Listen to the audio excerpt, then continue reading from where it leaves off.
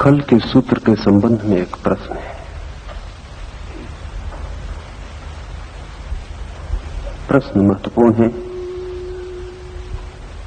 मात्र जिज्ञासा के कारण नहीं बल्कि साधना की दृष्टि से भी। पूछा है, सुख की कामना का त्याग ही दुखों से निवृत्ति है। सुख का, सम्मान का, जीवन का चुनाव हमारे हाथ में है।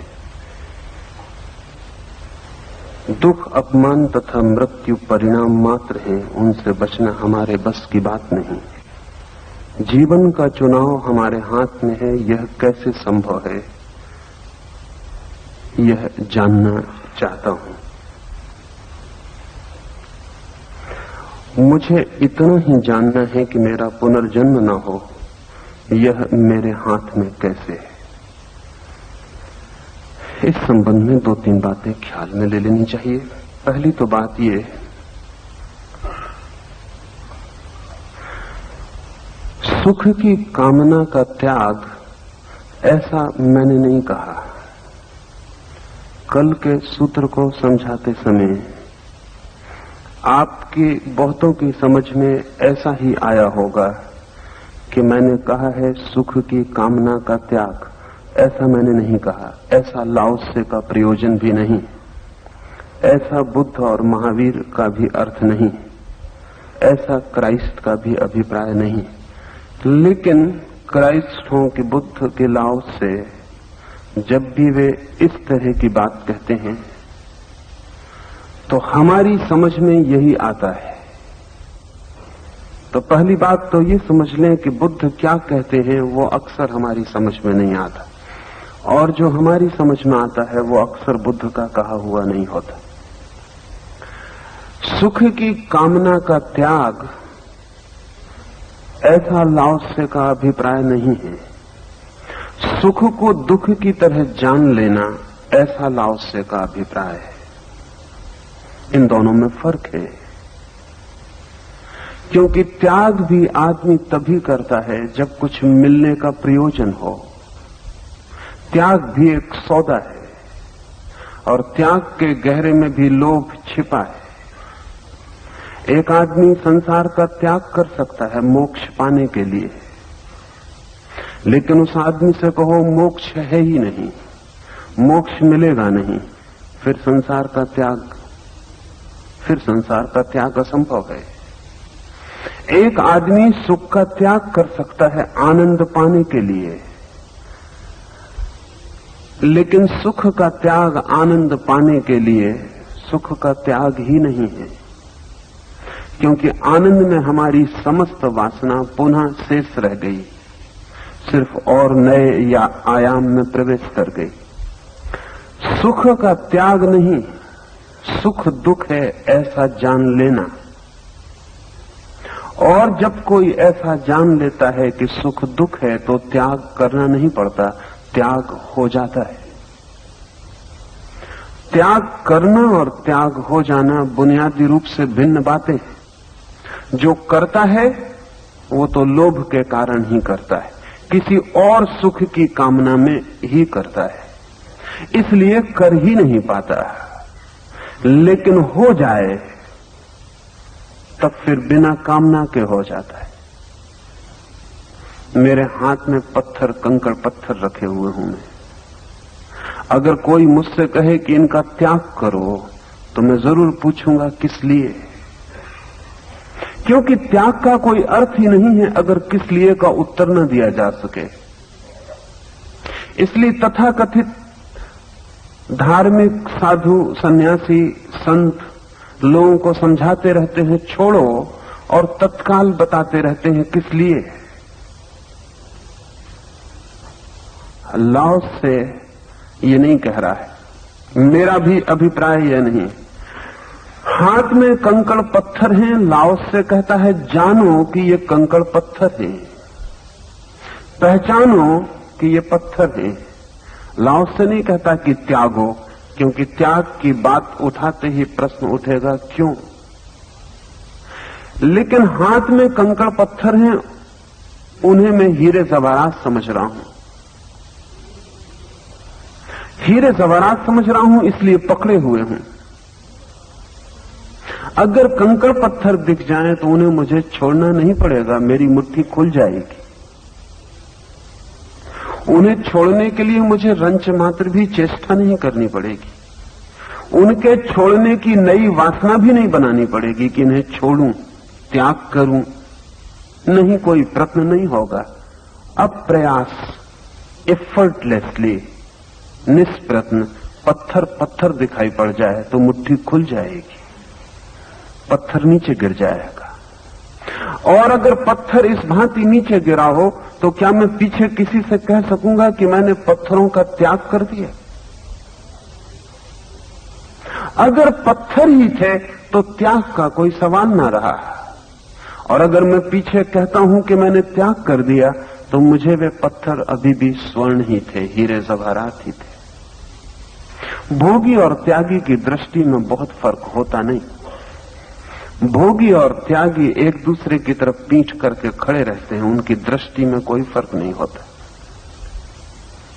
भोगी भी मानता है कि हीरे जवाहरात हैं इसलिए पकड़े हुए हूं, त्यागी भी मानता है कि हीरे जवाहरात हैं इसलिए छोड़ रहा हूं।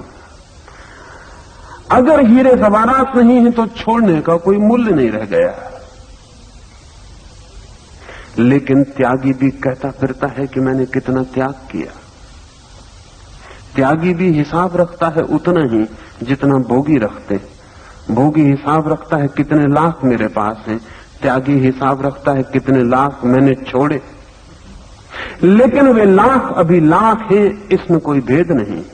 मूल्यवान है, इसमें भी कोई भेद नहीं। बल्कि सच तो यह है कि भोगी कभी भी वस्तुओं को उतना मूल्य नहीं देता जितना त्यागी देता, तथाकथित त्यागी। क्यों? क्योंकि भोगी तो पीड़ित भी रहता है मन में कि वस्तुओं को पकड़े हूं, भोग रहा हूं, अज्ञानी हूं, पापी हूं। त्यागी भी वस्तुओं को ही भोगता है। त्याग के नाम से क्या क्या उसने छोड़ा है वो उसके अहंकार का हिस्सा हो जाता है। लेकिन अब पाप का अब अहंकार को चोट पहुंचने का भी कोई कारण नहीं। त्यागी के पास जो सिक्के हैं वो और भी चमकदार हो जाते। भोगी के सिक्के तो चोर भी चुरा ले, त्यागी के सिक्के कोई भी चुरा नहीं सकता। भोगी की संपदा में तो कोई भागीदार भी बन जाए, त्यागी की संपदा में कोई भागीदार नहीं बन सकता। त्यागी की संपदा बहुत सुरक्षित है। नहीं, लाओसे का यह अर्थ नहीं है कि सुख की कामना का त्याग करें। लाओसे कह रहा है कि सुख क्या है इसे जाने। जानते ही सुख छूट जाता है, त्याग हो जाता है। जो त्याग करते हैं वो अज्ञानी हैं, जिनसे त्याग हो जाता है वो ज्ञानी है। ज्ञानियों ने कभी भी कोई त्याग नहीं किया है। ये सुन के थोड़ी कठिनाई होगी मन को, क्योंकि हमारे सोचने का ढंग ये हो गया है कि हम सोचते हैं त्याग करने से आदमी ज्ञानी होता है। बात उल्टी है, ज्ञानी होने से त्याग घटित होता है। ज्ञानियों ने त्याग कभी नहीं किया, ज्ञानियों से त्याग होता है सहज। इसलिए उसकी कोई पीछे रूपरेखा भी नहीं छूट जाती, कोई घाव भी नहीं छूट जाता। जैसे सूखा पत्ता वृक्ष से गिरता है, ऐसा ज्ञानी के पास जो व्यर्थ है वो गिर जाता है। सूखे पत्ते की गिरने की खबर वृक्ष को होती ही नहीं, क्योंकि घाव कोई छूटता नहीं, पता ही नहीं चलता कब पत्ता गिर गया। लेकिन कच्चा पत्ता तोड़े वृक्ष से तो वृक्ष को भी चोट पता चलती है। जिसको भी त्याग का पता चलता हो, जान लेना कि अभी वो त्याग की स्थिति में पहुंचा नहीं था। जिसे ख्याल भी आता हो कि मैंने त्याग किया, समझ लेना अभी भोग के वर्तुल से बाहर वो नहीं हुआ है। लाओस से कहता है सुख में देख लेना दुख को, जन्म में देख लेना मृत्यु को, सम्मान में अपमान को, विपरीत की झलक को खोजना, मिल जाएगी, वही मौजूद है, छिपी है। जरा आंख गड़ा के देखने की बात है। जरा ध्यान पूर्वक खोजने की बात है। सुख दुख हो जाएगा, फूल के पीछे कांटा निकल आएगा, फिर छोड़ना नहीं पड़ेगा। छोड़ने की बात ही लाओस से नहीं करता। छोड़ने की भी कोई बात करनी है। अगर फूल में कांटा निकल आए तो छूट गया। इसलिए पहली बात तो ये समझने कि सुख की कामना का त्याग ही दुखों से निवृत्ति है, ऐसा नहीं। सुख को दुख जान लेना ही दुखों से निवृत्ति है, ऐसा नहीं। सुख दुख दोनों से निवृत्ति है। हमारा मन बहुत अद्भुत है। हम सुख को भी छोड़ने को तैयार हो सकते हैं अगर दुख से निवृत्ति मिलती हो। लेकिन ध्यान रखें, दुख से निवृत्ति अकेली नहीं होती, सुख और दुख दोनों से निवृत्ति होती है। दुख को छोड़ने को तो कोई भी तैयार है। दुख को छोड़ने के लिए कोई प्रश्न ही नहीं है। हम सुख को भी छोड़ने को तैयार हो जाते हैं कभी, अगर दुख से निवृत्ति मिलती हो। लेकिन वो भी दुख को ही छोड़ने की चेष्टा है। सुख और दुख एक ही सिक्के के दो पहलू हैं। ऐसा जो जानेगा वो ये भी जान लेगा, या तो दोनों बचेंगे या दोनों छूट जाएंगे। निवृत्ति होगी तो दोनों से, और प्रवृत्ति रहेगी तो दोनों की। तीसरी बात,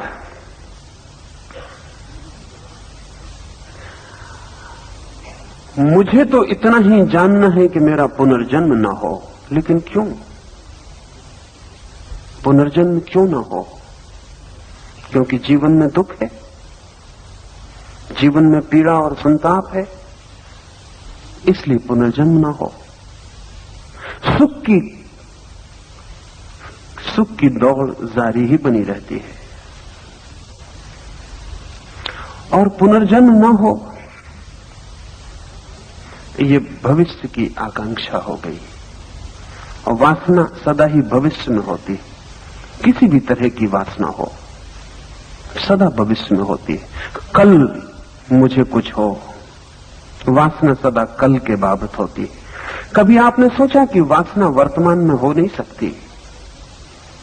वासना का वर्तमान में होने का उपाय नहीं है, क्योंकि वासना को जगह चाहिए, स्पेस चाहिए। वर्तमान में कोई जगह तो नहीं होती। एक क्षण आपके हाथ में होता है, वो इतना कम होता है, और वासना आपके पास इतनी होती, उसमें नहीं फैल सकती।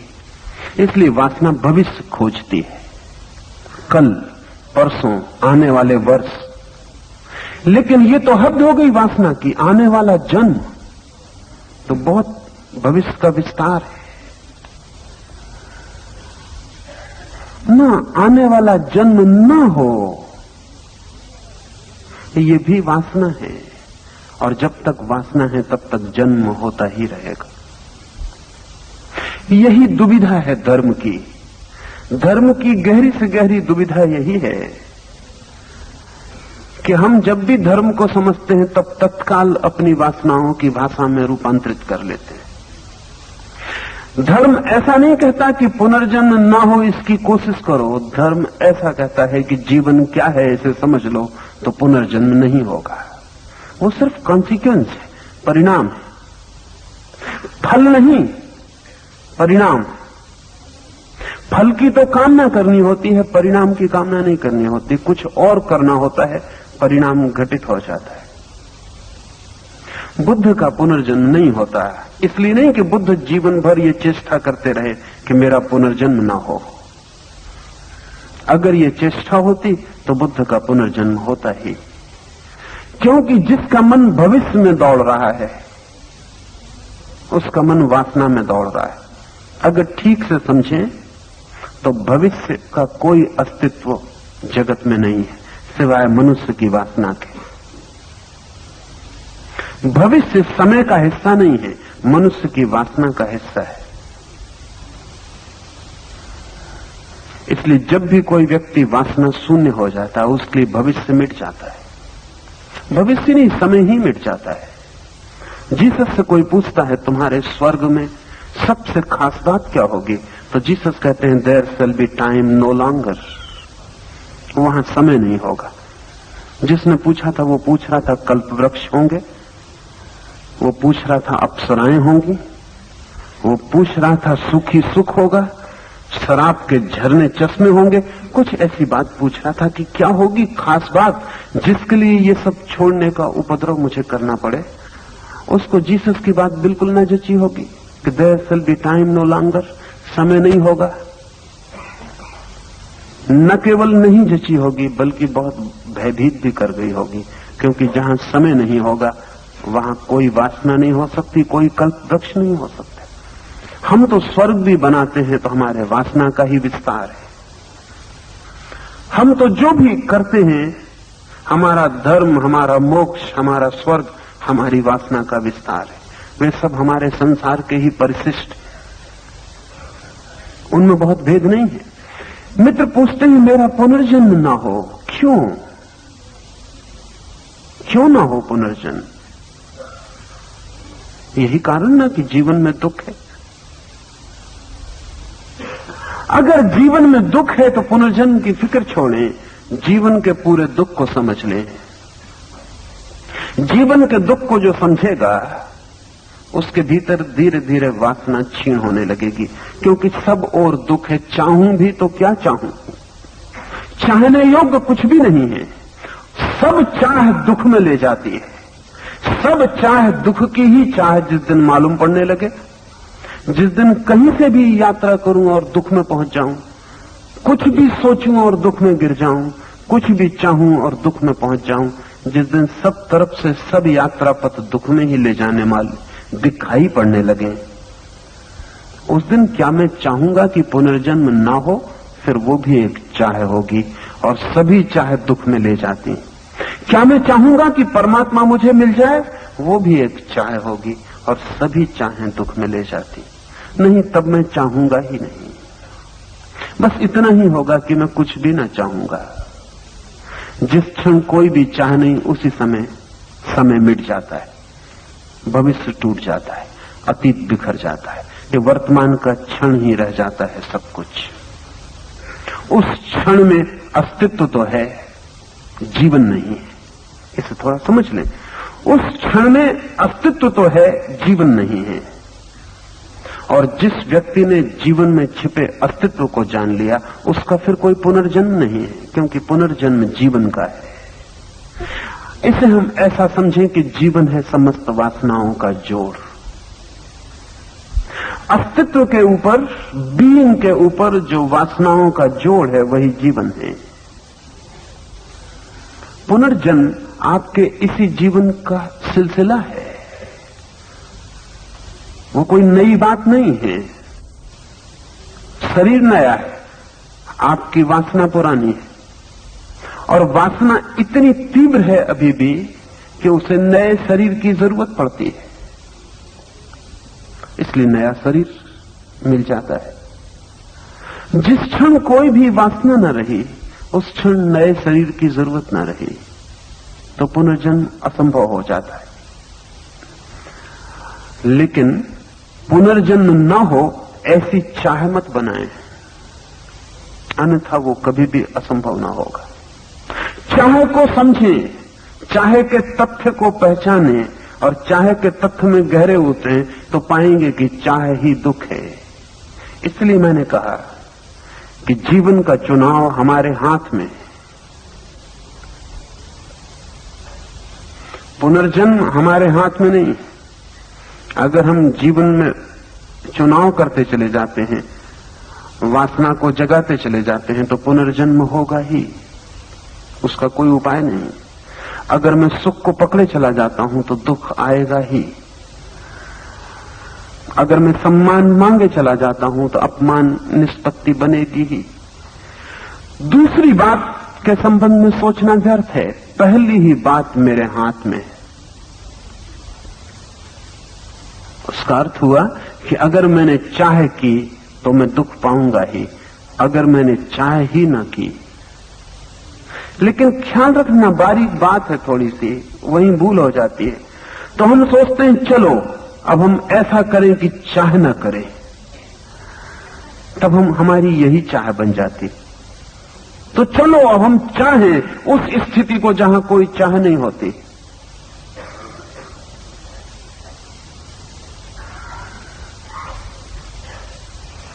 इच्छा रहित हो जाऊं, यही चाह बन जाती है। तब हम पुनः चक्कर के भीतर खड़े हो गए। नहीं, सिर्फ समझें, सिर्फ पहचानें, अपनी एक एक चाह के पीछे चल के देख लें, दुख उठाएं, अनुभव करें, और किसी दिन जब ये अनुभव गहरा उतर जाएगा और सब चाहें व्यर्थ हो जाएंगी, उस क्षण नई चाह पैदा नहीं होगी कि मैं अचाह कैसे हो जाऊं। उस दिन कोई चाह ना होगी। अचाह चाहों का अभाव है, नई चाह नहीं। मुक्ति नया बंधन नहीं है, समस्त बंधनों का व्यर्थ हो जाना है। चाह है जीवन, अचाह है मुक्ति, और ये हमारे हाथ में है। ये जाग जाना हमारे हाथ में है। ये जब भी कोई चाहे तब जाग सकता है। मजे की बात है कि चाह तो हमें बहुत दुख देती है, फिर भी हम नहीं चाहते, इसलिए नहीं जागते। चाह बहुत दुख देती है, सब सुख दुख देते हैं, और सभी फूल कांटे की तरह छाती में चिप जाते हैं और घाव बन जाते हैं। लेकिन हम उनकी तरफ देखते भी नहीं, हम नए फूलों की तलाश में लग जाते हैं उनको भूलने के लिए। एक जगह से दुख मिलता है तो हम सुख का दूसरा दरवाजा खोलने लगते हैं। एक दरवाजे से नरक खुलता है तो हम दूसरा दरवाजा स्वर्ग का खोजने लगते। हम फिक्र ही नहीं करते कि जहां नरक का दरवाजा खुला, एक क्षण रुकें और सोचें कि कल इस दरवाजे को भी स्वर्ग का समझ के ही खोला था। ये नर्क हो गया। और भी पहले जो जो दरवाजे स्वर्ग के समझ के खोले थे वो नर्क हो गए। अब मैं फिर नए स्वर्ग के दरवाजे को खोलने चला।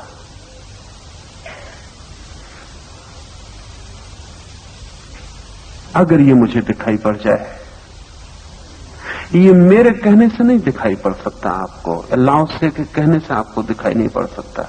ये आपके ही जीवन का निरंतर दुख का अनुभव ही गहन हो तो दिखाई पड़ सकता है। लेकिन हमारे मन की तरकीब यह कि हम दुख को भूलना चाहते हैं और सुख को याद रखना चाहते हैं। हम दुख को भूलना चाहते हैं। लोग शराब पी रहे हैं, सिनेमागृह में बैठे हुए हैं, संगीत सुन रहे हैं, नाच देख रहे हैं, पूछें क्या तो कह रहे हैं कि भुला रहे हैं, कुछ भुला रहे हैं, दुख भुला रहे हैं। दुख भुलाने योग्य नहीं है, दुख ठीक से जानने योग्य है। जो दुख को ठीक से जान लेता है वो सुख से छूट जाता है। जो दुख को ठीक से जान लेता है वो चाह से छूट जाता है। जिसकी कोई चाह नहीं उसका फिर कोई जन्म नहीं, अस्तित्व होगा उसका शुद्धतम। वही शुद्धतम अस्तित्व आनंद है। लेकिन भूल मत करना, आप उस आनंद का आपके सुख से कोई भी संबंध नहीं। उस आनंद में दुख तो खो ही जाते हैं, सुख भी खो जाता है। इसलिए बुद्ध ने तो उस शब्द का प्रयोग करना भी पसंद नहीं किया, आनंद शब्द का, क्योंकि आनंद से सुख का आभास मिलता है। अगर शब्द को उसमें जाएंगे खोजने तो आनंद का कुछ भी अर्थ किया जाए उसमें सुख रहेगा ही। पारलौकिक सुख होगा, अनंत सुख होगा, शाश्वत सुख होगा, लेकिन सुख होगा ही। तो शब्द को ज्यादा से ज्यादा इतना ही भेद कर सकता है कि क्षणभंगुर सुख है वो शाश्वत होगा, लेकिन होगा सुख। बुद्ध ने शब्द ही छोड़ दिया था। बुद्ध कहते थे शांति, सुख नहीं, आनंद नहीं, वो कहते थे सब शांत हो जाएगा, सब शांत हो जाएगा। उस शांत क्षण को आप जो भी चाहें कहें। उस शांत क्षण में कोई भविष्य नहीं, कोई यात्रा नहीं, अस्तित्व के केंद्र बिंदु से मिलन है। ये हाथ में है, ये हाथ में इसलिए है कि समझ आपके पास है। ये हाथ में इसलिए है कि समझ की धारा को आप चाहें तो अभी दुख पर केंद्रित कर सकते हैं, उसी का नाम ध्यान है। समझ की धारा को दुख पर फोकस करने का नाम ध्यान है। और जो भी व्यक्ति अपने जीवन के अनुभवों पर अपनी समझ की धारा को नियोजित कर लेता है, वो त्याग को उपलब्ध हो जाता है और उस स्थिति को जहां फिर कोई पुनर्आगमन नहीं। आज का सूत्र, इसका क्या अर्थ है कि सम्मान और अपमान दोनों ही स्वयं के भीतर है। हम इस कारण भयभीत होते हैं क्योंकि हमने अहंकार को ही अपना होना समझ लिया है। जब हम अहंकार को ही अपनी आत्मा नहीं मानते तो फिर डर क्या।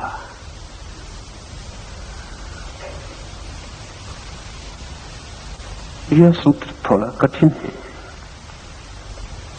इसे थोड़ी 2-3 दिशाओं से समझना पड़े।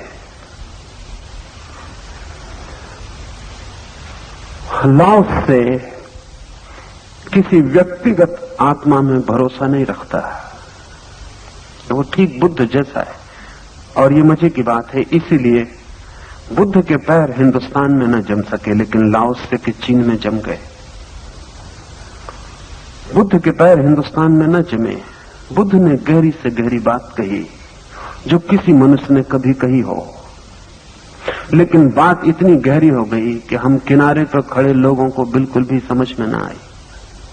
वो इतनी गहरी आवाज हो गई कि वो आवाज हमारे पास तक न पहुंची, और पहुंची तो बिल्कुल विकृत हो गई, और हमने जो अर्थ निकाले वो हमारे अर्थ थे। बुद्ध ने कहा कि ये आत्मा की बातचीत भी बंद करो, क्योंकि ये ख्याल भी कि मैं आत्मा हूं मुझे अस्तित्व से तोड़ देता है और अलग कर देता है। कठिन हुआ, क्योंकि अगर आत्मा भी नहीं है तो हमें तो लगा कि सब खो गया। बुद्ध से लोग जाके पूछते थे कि अगर आत्मा भी नहीं है तो फिर किस लिए सील और किस लिए समाधि और किस लिए साधना और ये इतना उपाय किस लिए। अगर आत्मा है तो समझ में आता है कि आत्मा को पाने के लिए वही लोभ की भाषा हमारी काम करती। आत्मा को पाने के लिए एक आदमी त्याग कर रहा है, तपस्या कर रहा है, समझ में आता है। बुद्ध से लोग पूछते हैं कि आत्मा भी नहीं है तो फिर त्याग किस लिए, तपस्या किस लिए। बुद्ध से लोग पूछते हैं अगर आत्मा भी नहीं है तो मोक्ष किसका होगा, और अगर मुक्त भी हो गए और आत्मा ही नहीं है तो बचेगा क्या। लोगों का पूछना भी ठीक है, क्योंकि लोग लोभ की भाषा के अतिरिक्त और कुछ भी नहीं समझ सकते। बुद्ध ने कहा है तुम्हारा होना ही तुम्हारा दुख है, तुम हो तब तक तुम दुखी रहोगे। ये बहुत कठिन हो गया। चाहे छोड़ देना भी समझ में आ सकता है, कम से कम मैं तो बचूंगा। चाहे भी छोड़ दूं मैं तो बचूंगा, चाहने वाला तो बचेगा। सब छोड़ दूं लेकिन कम से कम मैं तो बचूंगा। और बुद्ध कहते हैं कि तुम अगर बचे तो सब बच गया, क्योंकि तुम्हारे होने में ही सारा संसार है। तुम हो ही चाहों का एक जोड़। कभी सोचा आपने कि अगर आप अपनी सब चाहें निकाल के अलग अलग रख दें तो क्या आपकी हालत वैसी ना हो जाएगी जैसे प्याज के छिलके कोई छीलता चला जाए। अपनी सब चाहें अलग रख दें, आप बचेंगे पीछे। एक बात पक्की है कि आप जो भी अपने को समझते हैं वो तो नहीं बचेगा, और जो बचेगा उसका आपको कोई भी पता नहीं है। आपकी तरफ से तो शून्य ही बचेगा, आप तो खो जाएंगे। इसलिए भारत में भी बुद्ध की बात की गहराई में जड़ें नहीं पकड़ पाई, क्योंकि जब बुद्ध ने आत्मा को ही इनकार कर दिया और कह दिया कि आत्मा भी नहीं है, तुम हो ही नहीं, यही जान लेना ज्ञान है, बुद्ध ने कहा, तो कठिन हो गया। चीन में लाओत्से के कारण ही बुद्ध की बात जब पहुंची लाओत्से के बाद, तो चीन पकड़ पाया, क्योंकि लाओत्से ने बीज बोए थे जिसमें लाओत्से ने कहा था, हम इस कारण ही भयभीत हैं, इस कारण ही लोभ से भरे हैं कि हमने अहंकार को ही अपना होना समझ लिया है। ये जो मेरे भीतर मैं का भाव है, मैं हूं, यही हमारे दुख, लोभ, भय का कारण है। वस्तुतः मैं नहीं हूं, सब है, उसमें मैं भी हूं, मैं की तरह नहीं, जैसे एक लहर सागर में है उस तरह। लहर है सागर में, अलग नहीं, भिन्न नहीं, फिर भी भिन्न दिखाई पड़ती है, फिर भी भिन्न है। लहर जुड़ी है सागर से भीतर, फिर भी बाहर से आकृति अलग मालूम पड़ती। ये जानते हुए भी कि लहर सागर है, फिर भी लहर को हम अलग ही जानते हैं। मैं लहर हूं, लेकिन अगर कोई लहर समझ ले कि मैं अलग हूं, तो कष्टों की यात्रा शुरू हो गई।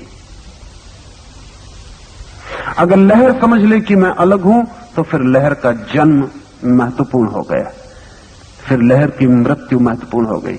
और अब लहर के सिवाय कौन बचाएगा उसे मृत्यु के भय से? लहर देखेगी चारों तरफ लहरें गिर रही हैं, मिट रही हैं, समाप्त हो रही, कब्रें बनती जा रही हैं उसके चारों तरफ। वो भी जानती है कि मेरी कब्र करीब है, मैं भी मिटने के करीब हूं। जब लहर आकाश को छूने के उद्दाम वेग से भरी है, तब भी उसे पता है कि पैर खिसके जा रहे हैं, जमीन मिटी जा रही, जल्दी ही कब्र मेरी बन जाएगी। चारों तरफ कब्रें बनती चली जा रही।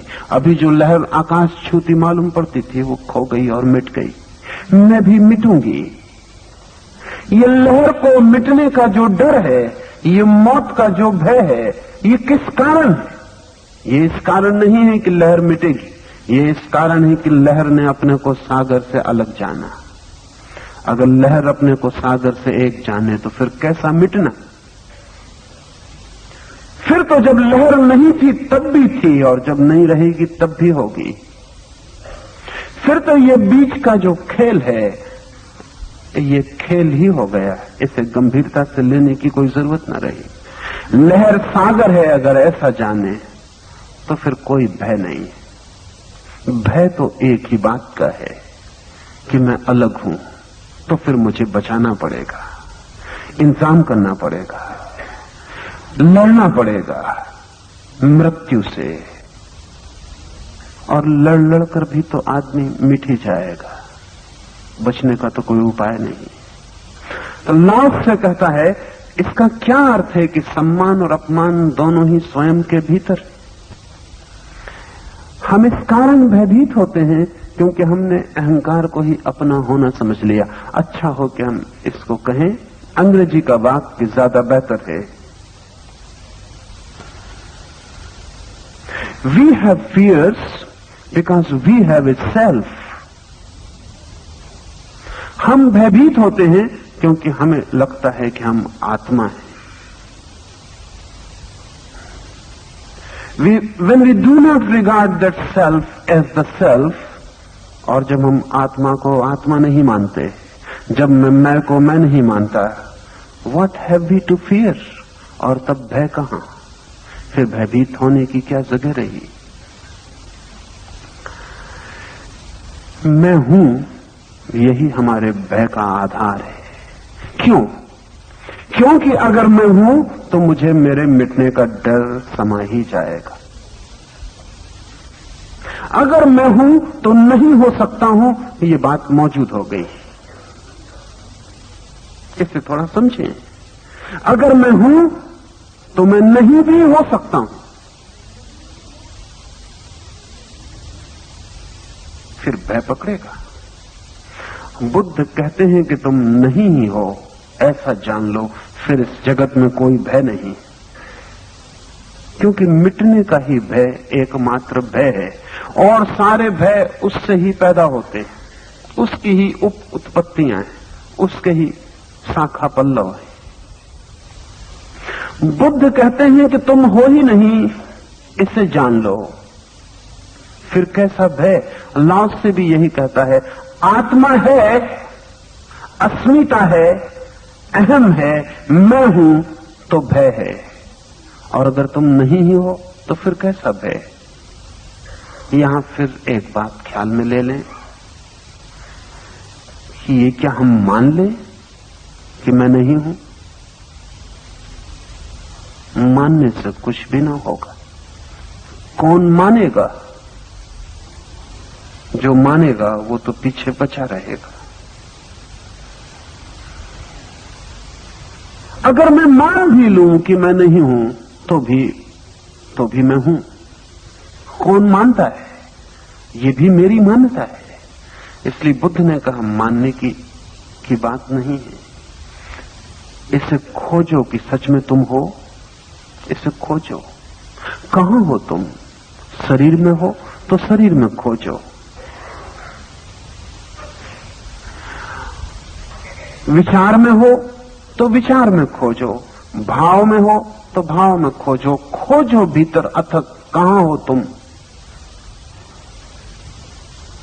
और बुद्ध कहते हैं तुम खोज खोज कर पाओगे कि तुम खो गए, तुम नहीं हो।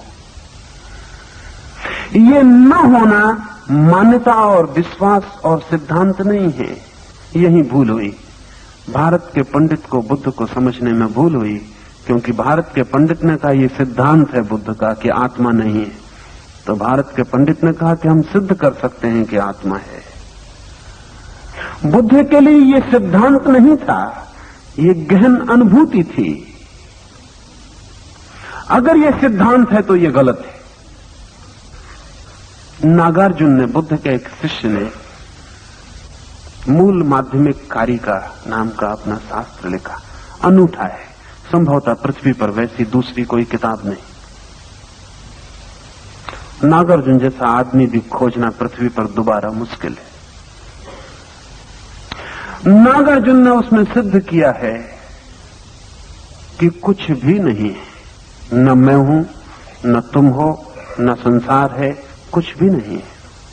स्वभावतः नागार्जुन बड़ी दिक्कत में पड़ गया, क्योंकि उसको गलत करना तो बहुत आसान है। कोई भी आके गलत कर देता कि अगर कुछ भी नहीं है तो ये किताब किसके लिए लिखी? अगर तुम भी नहीं हो तो कौन लिखता है ये बातें? कौन विवाद करता है? और ये सुनने वाला भी नहीं है तो तुम किसको समझा रहे हो? नागार्जुन की कठिनाई है। नागार्जुन जो कह रहा है वो एक गहन अनुभव है। वो असल में ये कह रहा है कि व्यक्ति सा कोई भी नहीं। As individual nothing exist. व्यक्ति सा कुछ भी नहीं है, लहर की भांति कुछ भी नहीं है, सागर है। लेकिन जब हम कहते हैं सागर है, तब सागर की भी सीमा बन जाती। इसलिए नागार्जुन कहता है जो है उसके लिए कोई भी शब्द हम उपयोग करेंगे ना बन जाएगी। तो नागार्जुन कहता है कि हम जो जो नहीं है वो बता देंगे और जो है उसे छोड़ देंगे। तुम नहीं नहीं नहीं को जान लेना, पहचान लेना, और जब नहीं की पूरी यात्रा समाप्त हो जाए तो जो बच रहे द रिमेनिंग, वही है, बाकी कुछ भी नहीं। लाओस से कहता है हमारा भय क्या है? हमें निंदा अप्रीतिकर क्यों लगती और प्रशंसा प्रीतिकर क्यों लगती है? प्रशंसा का मतलब है कोई कह रहा है कि तुम बड़ी लहर हो। निंदा का अर्थ है कोई कह रहा है क्षुद्र सी लहर। और लाओस से कह रहा है कि तुम हो ही नहीं, लहर तुम हो ही नहीं। जब तक तुम लहर मानोगे अपने को, तब तक प्रशंसा सुख स्थिति मालूम पड़ेगी, निंदा दुख देगी। मित्र होंगे जो तुम्हारी लहर को बचाएं, शत्रु होंगे जो तुम्हारी लहर को मिटाएं।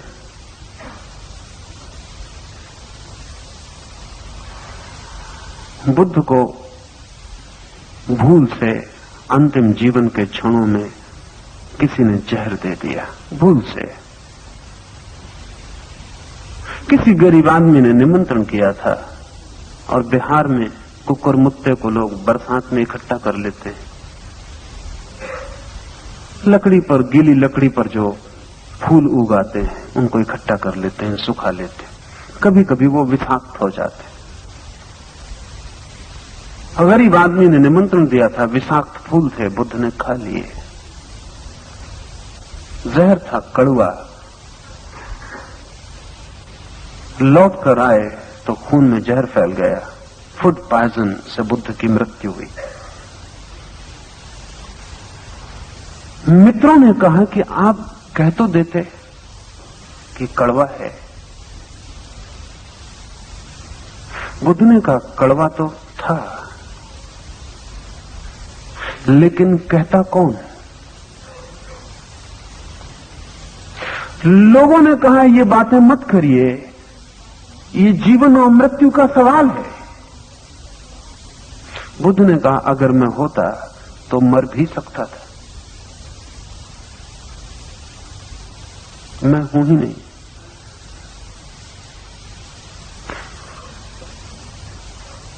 मैं हूं ही नहीं, इसलिए मृत्यु का कोई सवाल नहीं।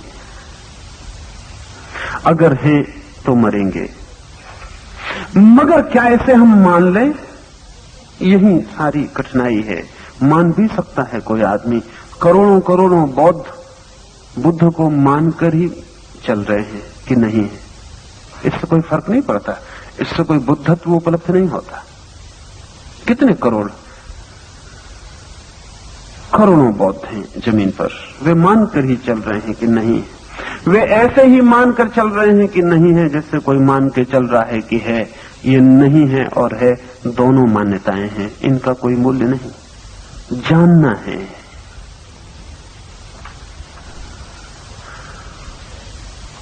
प्रवेश करें भीतर,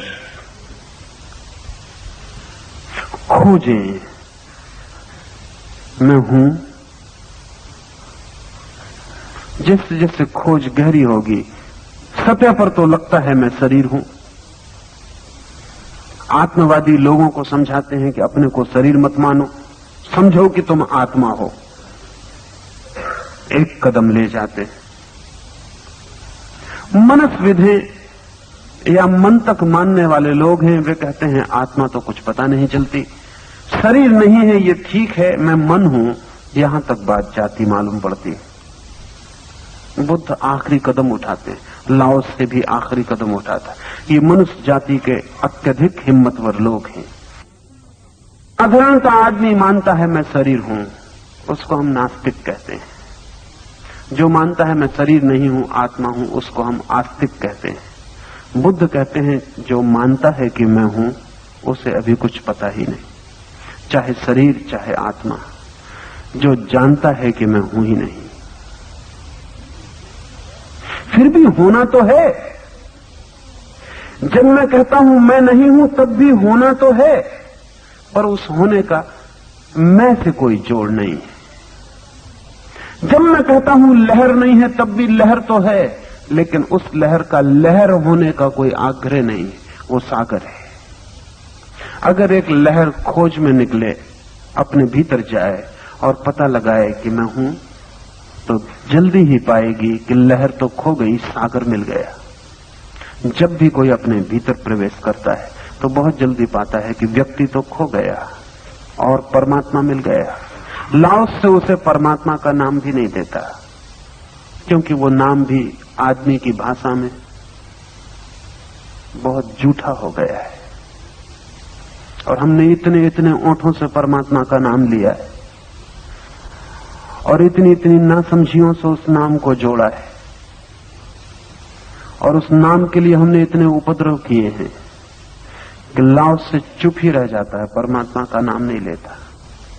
वो कहता है इतना ही जान लो कि तुम नहीं हो, तो फिर तुम्हें प्रशंसा भी नहीं छुएगी, क्योंकि किसकी प्रशंसा? फिर तुम्हें निंदा भी नहीं छुएगी, क्योंकि किसकी निंदा? फिर तुम्हें जीवन भी नहीं छुएगा, किसका जीवन? तुम अछूते, अस्पर्शित सागर के साथ एक हो जा सकोगे। जब हम अहंकार को ही अपनी आत्मा नहीं मानते तो फिर भय किस बात का है? भय का अर्थ हुआ अपने को आत्मा, अहंकार, अस्मिता, ईगो, अपने को अलग थलग मानना ही भय है। इसलिए जो व्यक्ति संसार को उतना ही सम्मान दे जितना कि स्वयं को, और ये कब होगा? ये तभी होगा जब मेरे भीतर कोई अहंकार ना हो, कोई आत्मा का भाव ना हो। अगर मैं हूं तो मैं आपको उतना ही सम्मान नहीं दे सकता जितना अपने को। क्यों? नीत्शे ने कहा है और ठीक कहा है, अजीब से शब्दों में कहा है लेकिन सच कहा है। नीत्शे ने कहा है कि अगर कहीं भी कोई ईश्वर है तो मुझसे नंबर 2 ही हो सकता है।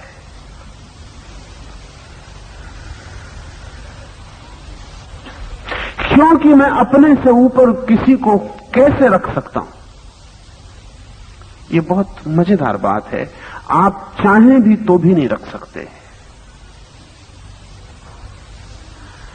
आप चाहें भी किसी को अपने से ऊपर रखना तो भी नहीं रख सकते।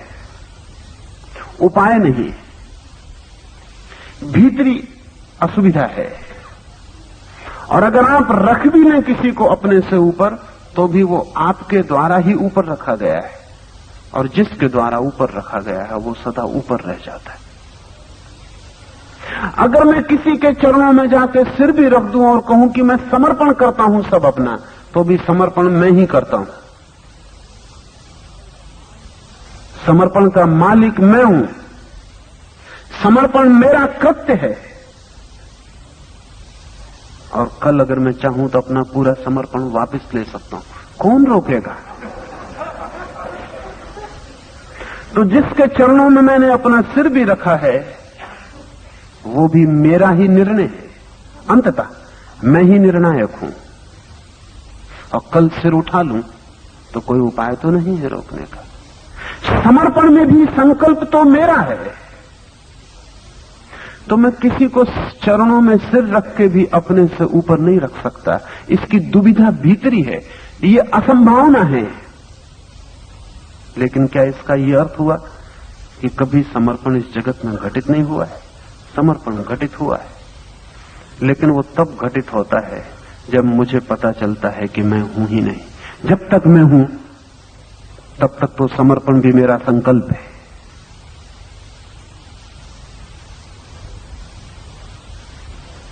बुद्ध के बड़े भाई, चचेरे भाई आनंद ने बुद्ध से दीक्षा ली। तो बुद्ध से कहा कि दीक्षा के बाद तो फिर मैं नहीं बचूंगा। तुम्हारी आज्ञा मेरे लिए अंतिम आज्ञा होगी, लेकिन अभी अज्ञानी हूं, अभी तुम्हारा बड़ा भाई हूं। दीक्षा के पहले तुमसे 2-4 वचन ले लेता हूं। दीक्षा के पहले बड़े भाई की हैसियत से छोटे भाई के दिए गए वचन, इनका तुम पालन करना। उसने 3 वचन ले लिए बुद्ध से। बहुत प्यारी घटना है। और जिसने दीक्षा ली थी आनंद ने, उनके चचेरे भाई ने, वो बहुत अद्भुत आदमियों में से एक था। बुद्ध ने उससे कहा, इतनी भी क्या जल्दी है? पीछे भी तुम कहोगे तो मैं मान लूंगा, लेकिन आनंद ने कहा, मैं बचूंगा कहां? कहेगा कौन?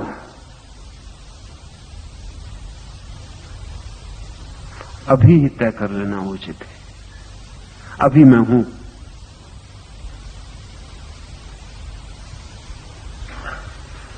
वचन मांग लिए, बुद्ध ने वचन दे दिए। जीवन भर उन 3 वचनों का बुद्ध ने पालन किया। और बड़े आश्चर्य की बात है कि आनंद इसके बाद 40 वर्ष तक बुद्ध के पीछे छाया की तरह रहा। बुद्ध के सर्वाधिक निकट वही था, उतना निकट कोई दूसरा व्यक्ति कभी नहीं रहा। फिर बुद्ध की मृत्यु हो गई। फिर बुद्ध के वचन संग्रहित करने के लिए संघ बैठा।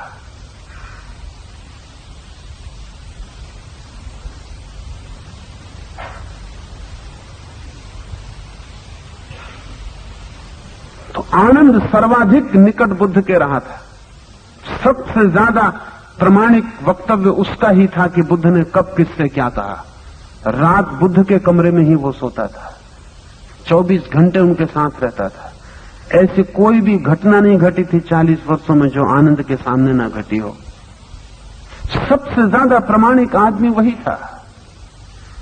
लेकिन संघ ने आनंद को भवन के भीतर लेने से इंकार कर दिया। भिक्षुओं ने उन्होंने कहा कि अभी आनंद को ज्ञान उपलब्ध नहीं हुआ।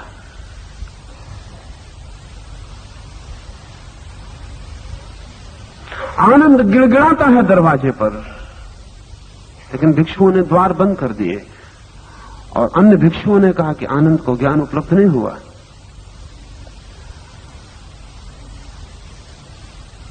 कारण? आनंद ने पूछा कारण? तो पता चला कि वो जो 3 वचन तुमने बुद्ध से लिए थे वो तुम्हारे अहंकार की जरा सी रेखा, जरा सी रेखा, मिटने के पहले भी, मिटने के पूर्व जरा सी तुमने जो रेखा खींच ली थी वो बाधा बन गई। और आनंद ने स्वीकार किया कि वो बाधा है और मैं योग्य नहीं कि भीतर आ सकूं। जब मैं योग्य हो जाऊंगा तब मैं द्वार खटखटाऊंगा। 24 घंटे आनंद ध्यान में बैठा रहा। भीतर सभा चलती रही, वक्तव्य संग्रहित किए जाते रहे। 24 घंटे बाद आनंद ने द्वार खटखटाया, दरवाजा खोल दिया गया। पूछा भिक्षुओं ने, आनंद तुम बिल्कुल बदल कर आ रहे हो। तुम्हारे चेहरे की आभा और तुम्हारे पैर की भनक और तुम्हारे चलने का ढंग और 40 साल से तुम्हें देखा है, लेकिन ये तुम आदमी ही दूसरे। तो आनंद ने कहा, इस ध्यान में मुझे पता चला कि कैसा छोटा भाई, कैसा बड़ा भाई, कैसा वचन, कैसा आश्वासन। मेरा समर्पण भी सशर्त था, उसमें जरा सी शर्त थी, एक कंडीशन थी। आज मैंने क्षमा मांग ली है और आज मैंने वो शर्त छोड़ दी है। और आनंद ने कहा कि अब मेरा कोई आग्रह नहीं, भीतर आने दो तो ठीक, भीतर ना आने दो तो ठीक, मैं बाहर ही बैठा रहूंगा। तो संघ ने कहा कि अब तुम्हें भीतर आने में कोई बाधा ना रही।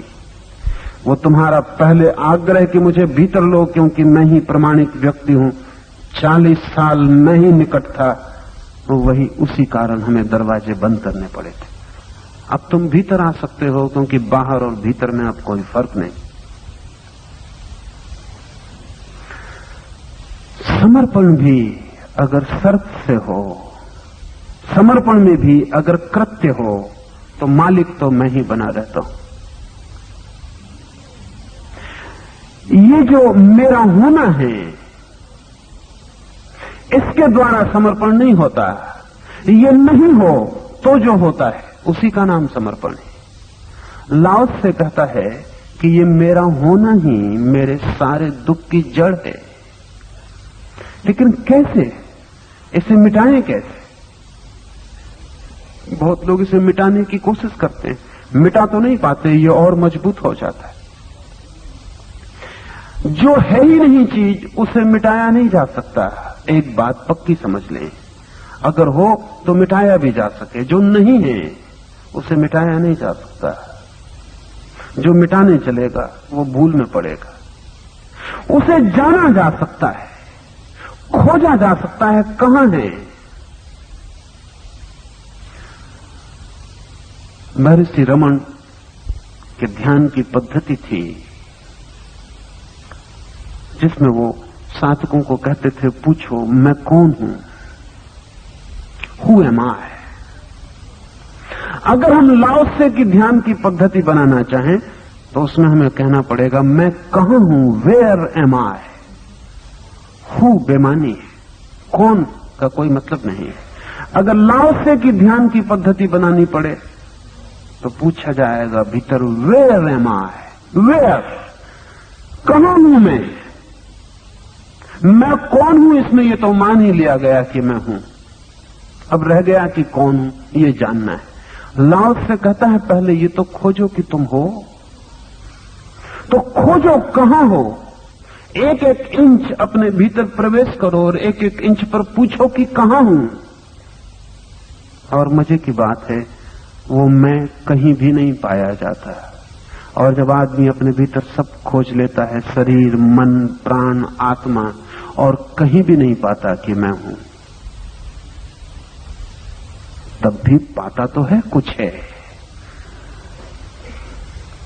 कुछ है, ये तो पाता है, लेकिन मैं को नहीं पाता। वो जो कुछ है, एक्स, अज्ञात, वो सागर है।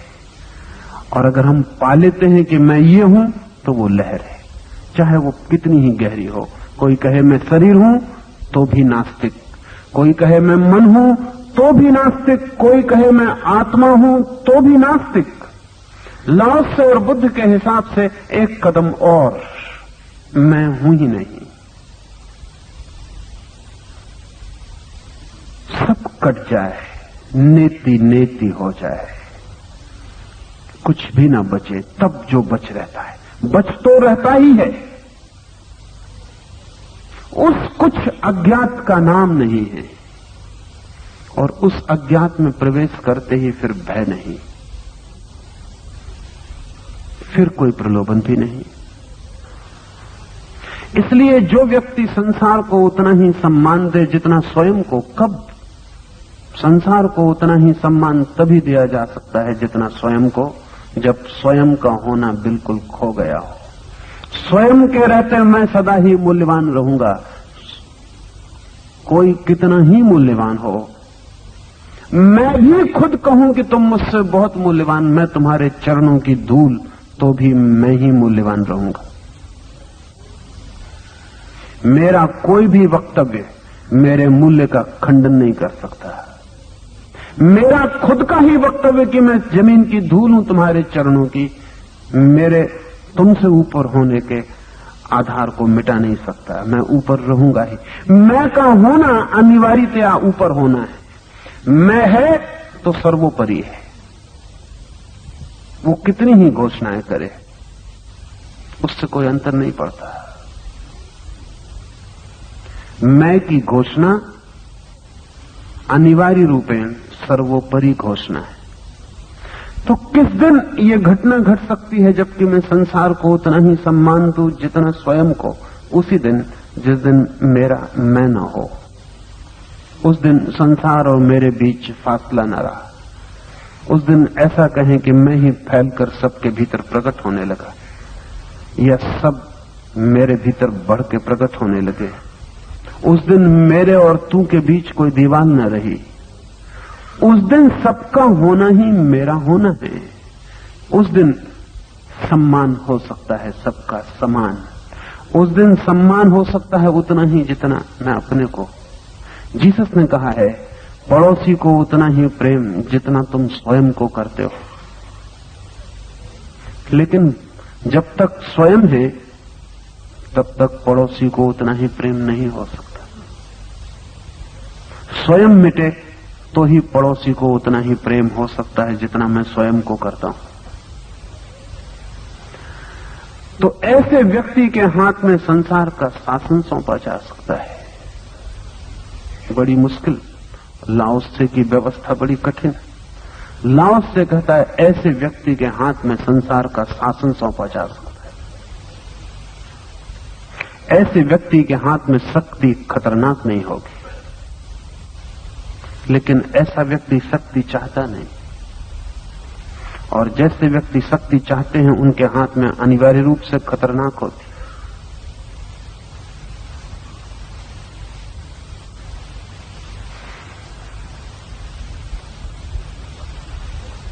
बहुत प्रसिद्ध उक्ति है बेकन की, पावर करप्ट्स। शक्ति, सत्ता लोगों को व्यभिचारी बनाती है। ये अधूरी है। शक्ति व्यभिचारी इसलिए बनाती है कि सिर्फ व्यभिचारी ही शक्ति को खोजते हैं।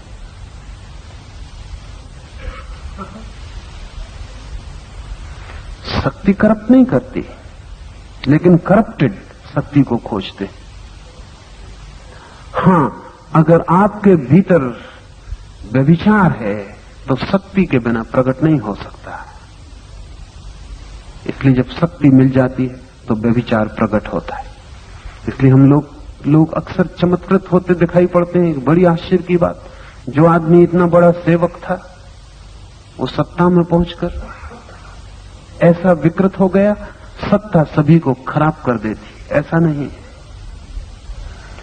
वो सेवक तभी तक था जब तक कमजोर था। वो सेवक होना कोई भीतरी गुण न था, वो सिर्फ कमजोरी थी। सत्ता में पहुंचते ही पता चलता है कि वह आदमी असली क्या था। इसलिए जिस आदमी का असली चेहरा देखना हो उसे सत्ता दिए बिना नहीं पता चल सकता। सत्ता मिलते ही उसे स्वतंत्रता मिलती है, अब वही होने की जो वो होना चाहता है। अब उसे दिखावा करने की कोई जरूरत नहीं। इसलिए सत्ता नहीं करप्ट करती किसी को, व्यभिचारी नहीं बनाती, लेकिन सत्ता व्यभिचारी को मुक्त कर देती है प्रकट होने के लिए। लाओस से कहता है ऐसा व्यक्ति ही इस योग्य है कि संसार का शासन उसे सौंपा जा सके जिसके भीतर मैं विसर्जित हो गया। क्योंकि मैं और सत्ता का जोड़ हो जाए तो व्यभिचार फलित होता है। अगर भीतर मैं खो जाए तो सत्ता व्यभिचार पैदा नहीं कर सकती।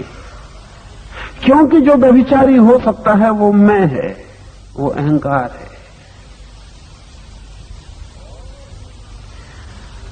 और जो संसार को उतना ही प्रेम करे जितना स्वयं को, तो उसके हाथों में संसार की सुरक्षा सौंपी जा सकती। लेकिन यही कठिनाई है, ऐसा व्यक्ति सत्ता न चाहे और ऐसे व्यक्ति के हाथ में सत्ता सौंपी जा सकती है। लाओस से क्या कहना चाहता है? लाओस से यह कहना चाहता है जो सत्ता चाहे उसके हाथ में सत्ता नहीं सौंपी जा सकती।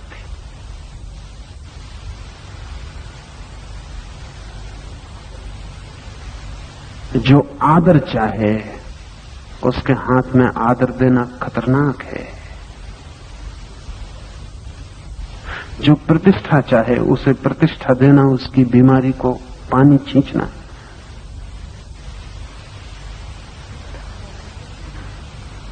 प्रतिष्ठा उसे देना जो प्रतिष्ठा ना चाहे, और सत्ता उसे सौंप देना जिसके भीतर सत्ता को पकड़ने और पीने वाला अहंकार न रह गया हो।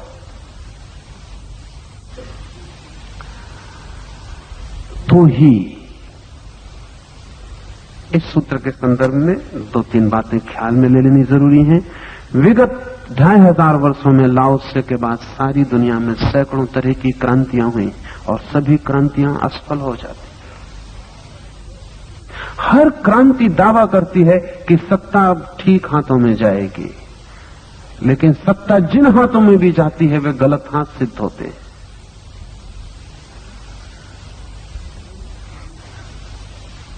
जरूर कहीं न कहीं मामला क्रांति का नहीं है, क्रांति से कोई संबंध नहीं है, क्योंकि सब क्रांतियां असफल हो गई।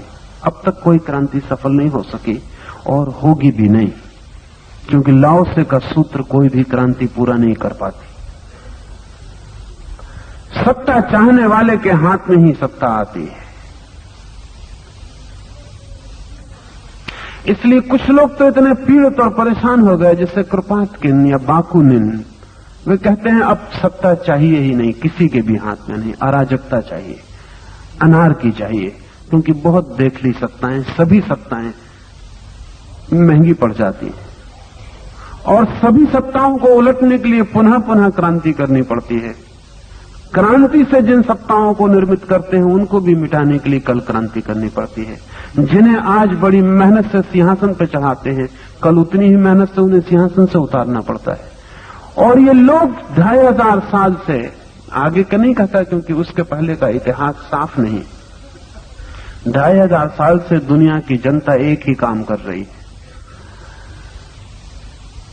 सही आदमियों को चढ़ाती है सिंहासन तक। सिंहासन पर पहुंचते ही पता चलता है गलत आदमी चढ़ गया, फिर उसने उतार। ये वर्तुल चलता ही रहता है। लाओस से कहता है ये वर्तुल क्रांतियों से मिटने वाला नहीं है, ये वर्तुल व्यक्तियों से मिटेगा, क्रांतियों से नहीं। लेकिन ऐसे व्यक्ति के हाथ में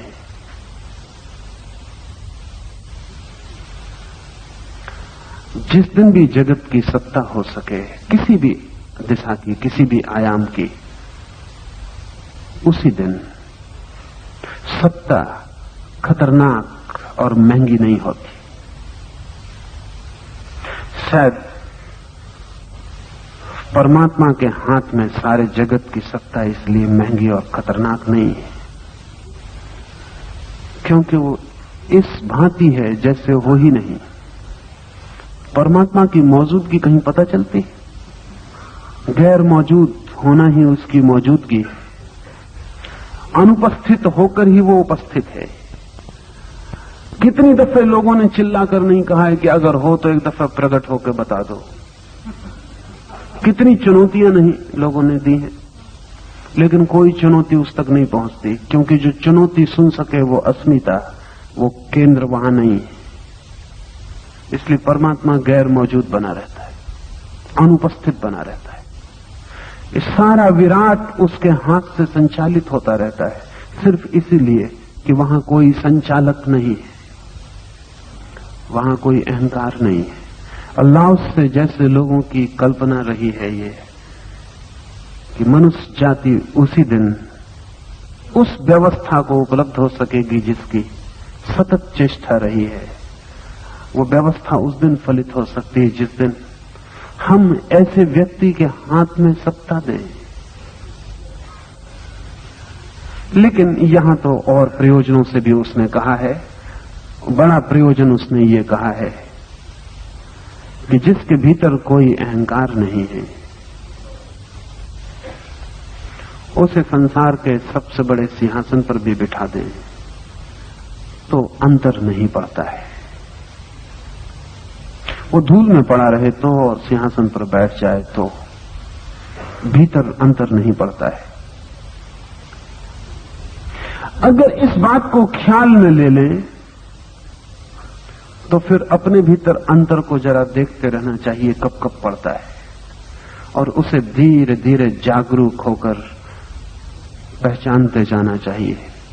एक आदमी ने गाली दी है और एक आदमी ने फूलमाला पहना दी है, भीतर इतनी छलांग से टेम्परेचर में अंतर पड़ता है, इतनी छलांग से कि जिसका कोई हिसाब नहीं। उसे थोड़ा देखना चाहिए। और जिस दिन आपको फूलमाला और भेंट की गई गालियां दोनों एक सी मालूम पड़ने लगे, लाओत्से के साधना सूत्रों में एक गुप्त सूत्र आपको कहता हूं जो उसकी किताबों में उल्लिखित नहीं, लेकिन कानों कान लाओत्से की परंपरा में चलता रहा है। वो सूत्र है लाओत्से की ध्यान की पद्धति का। वो सूत्र ये है, लाओत्से कहता है कि पालथी मारकर बैठ जाएं और भीतर ऐसा अनुभव करें कि एक तराजू है, बैलेंस, एक तराजू, उसके दोनों पल्ले आपकी दोनों छातियों के पास लटके हुए और उसका कांटा ठीक आपकी दोनों आंखों के बीच, तीसरी आंख जहां समझी जाती है वहां उसका कांटा है। तराजू की डंडी आपके मस्तिष्क में है, दोनों उसके पल्ले आपके दोनों छातियों के पास अटके हुए। अल्लाह उससे कहता है 24 घंटे ध्यान रखें कि वो दोनों पल्ले बराबर रहें और कांटा सीधा रहे। लाओ से कहता है कि अगर भीतर इस तराजू को साध लिया तो सब सध जाएगा। लेकिन आप बड़ी मुश्किल में पड़ेंगे। जरा इसका प्रयोग करेंगे तब आपको पता चलेगा। जरा सी श्वास भी ली नहीं कि एक पल्ला नीचे हो जाए, एक पल्ला ऊपर हो जाए। अकेले बैठे और एक आदमी बाहर से निकल गया दरवाजे से, उसको देखते उसने भी कुछ किया भी नहीं, एक पल्ला नीचे एक ऊपर हो जाए। लाओ त्से ने कहा है कि भीतर चेतना को एक संतुलन, दोनों विपरीत द्वंद्व एक से हो जाएं और कांटा बीच में बना रहे। लाओ त्से का शिष्य लीह तजू मर रहा था, मृत्युशैया पर पड़ा था। लोग बहुत इकट्ठे थे अंतिम विदा के लिए। लीह तजू लाओ त्से की परंपरा के खास लोगों में, 2-4 लोगों में एक है, 2 ही लोगों में, च्वांग त्से और लीह तजू, उसके 2 बड़े शिष्य। लीह तजू मर रहा है, लोग इकट्ठे हैं। कोई सवाल पूछता है, लीह तजू जवाब देता है, लेकिन बीच में ही आंख बंद कर लेता, फिर मुस्कुराता है, फिर जवाब देता है। फिर किसी ने पूछा कि लीह तजू ये वक्त कम है, समय थोड़ा, मौत करीब मालूम पड़ती है, तुम बीच बीच में आंख बंद मत करो, तुम हमारी पूरी बातों का जवाब दे दो। लीह तजू ने कहा कि तुम्हारी बातें तो ठीक है, तुमने जिंदगी भर ये सवाल पूछे और जिंदगी भर मैंने जवाब दिए, फिर भी तुम्हें कुछ सुनाई नहीं पड़ा। मरते वक्त मुझे मेरे तराजू पर तो ध्यान रखने दो। तो बीच बीच में आंख बंद करके अपना तराजू देख लेता कि वो दोनों पल्ले बराबर हैं या नहीं, और हंस लेता है कि बिल्कुल ठीक, फिर वो जवाब देने लगता है। तो एक आदमी ने पूछा कि इस वक्त तुम्हारा तराजू तो सदा से सद गया है, अभी जांच का कोई मौका भी कहां है, न कोई तुम्हें गाली दे रहा है, न कोई सम्मान कर रहा है, मौत करीब है और हम जिज्ञासु। लीह तजू ने कहा कि वही तुम्हारे चेहरे मेरे पहचाने हुए हैं, 50 साल 60 साल से कोई मुझे सुनता है। मैं अपने तराजू को देखता हूं, कोई हलचल तो नहीं होती कि 50 साल से जो बहरे सुन रहे हैं वो फिर पूछ रहे हैं, उनको मैं फिर जवाब दे रहा हूं, कहीं भीतर मेरा तराजू तो नहीं हिलता। इस बात से कि ना समझों को समझाना कि नहीं समझाना, तराजू नहीं हिलता है, मुझे बड़ी हंसी आती, फिर मैं तुम्हें जवाब दे देता हूं। लेकिन तुम्हारी तरफ देखता हूं तो मुझे ख्याल आता है, एक दफे तराजू को फिर देखूं, वो हिलता तो नहीं।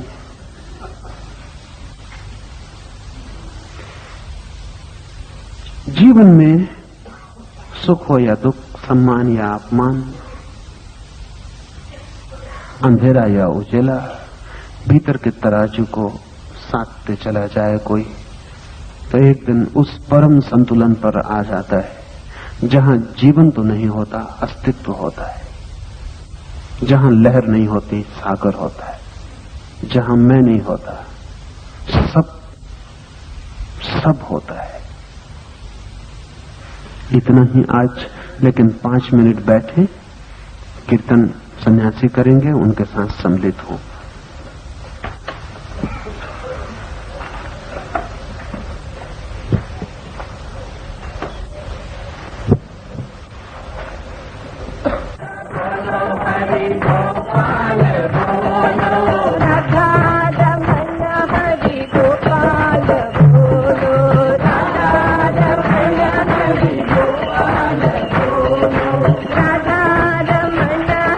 गोपाल बोलो।